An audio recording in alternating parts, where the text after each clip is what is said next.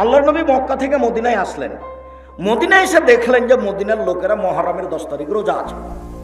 মদিনায় এসে দেখলেন যে মদিনার লোকেরা মহরমের 10 তারিখে সিয়াম থাকছে। আল্লাহ রাসূল বলেন, কি ব্যাপার, তোমরা মহরমের 10 তারিখে সিয়াম থাকো কেন? তখন মদিনার লোকেরা বলল, আরে এটা তো আমাদের বড় দিন, এই দিনে আল্লাহ ফেরাউনকে ডুবিয়ে দিয়েছেন, এই দিনে আল্লাহ মূসাকে বাঁচিয়ে দিয়েছেন, এই কারণেই তো আমরা আল্লাহর শুকরিয়া আদায় করি। মহরমের 10 তারিখ হচ্ছে আমাদের জন্য বড় দিন। মহরমের 10 তারিখে আল্লাহ ফেরাউনকে ডুবিয়ে দিয়েছেন, মহরমের 10 তারিখে আল্লাহ মূসাকে বাঁচিয়ে দিয়েছেন, তাই আমরা শুকরিয়া আদায় করি। তখন মুহাম্মদ সাল্লাল্লাহু আলাইহি ওয়াসাল্লাম বলছে, হ্যাঁ ঠিক ঠিক ঠিক, আমিও তোমাদের চেয়ে বেশি শুকরিয়া আদায় করাতে হক রাখি। আমিও মহরমের 10 তারিখে সিয়াম থাকলাম। সঙ্গী সাথী, তোমরা মহরমের 10 তারিখে সিয়াম থাকো, যেমন বলেছেন সিয়াম থাকো, তেমনি বলছে, হ্যাঁ আমরা মহরমের 10 তারিখে সিয়াম থাকবো। মানে কেন থাকবো?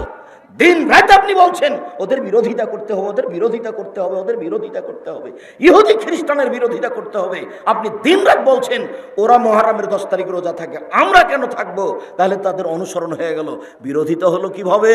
বিরোধিতা তো হলো না, আমরা মহরমের 10 তারিখে সিয়াম থাকবো না। তখন আল্লাহ রাসূল বলছেন, থামো থামো থামো থামো থামো, শোনো, লাইন বাকাইতো সানাতাল কাবেলা, আমি যদি সামনে বছর বেঁচে থাকি, লা সুমান্না তাসিয়া, তাহলে মহরমের 9 তারিখও সিয়াম থাকবো। 9 তারিখ হবে বিরোধিতা, 10 তারিখ হবে শুকরিয়া।